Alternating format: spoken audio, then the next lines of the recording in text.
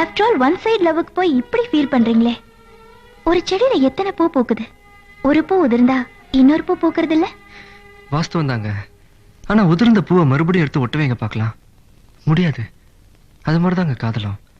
சில பேருக்கு அது செடி மாதிரி, ஒண்ணு போச்சுன்னா இன்னொன்னு. சில பேருக்கு அது பூ மாதிரி, ஒரு தடவை பூத்து உதிர்ந்ததுன்னா அவ்வளவுதாங்க, மறுபடியும் எடுத்து ஒட்ட வைக்க முடியாது.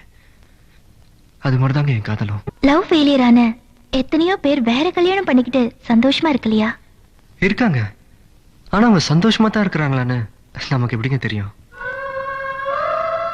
எங்க லவ் ஃபெயிலியரை வேற கல்யாணம் பண்ணிட்டு வாழ்ந்துட்டு இருக்காங்களே, அவங்க ஒவ்வொருத்தர் நெஞ்சையும் தொட்டு சொல்ல சொல்லுங்க பார்க்கலாம். என் மனசுல அந்த பழைய காதல் இல்ல, எல்லாத்தையும் மறந்துட்டு வாழ்ந்துட்டு இருக்கேன்னு. நிச்சயம் முடியாதுங்க. 100 வருஷம் ஆனாலும் எங்கோ ஒரு மூலையில அந்த முதல் காதலை வந்து ஞாபகப்படுத்திட்டு தாங்க இருக்கும்.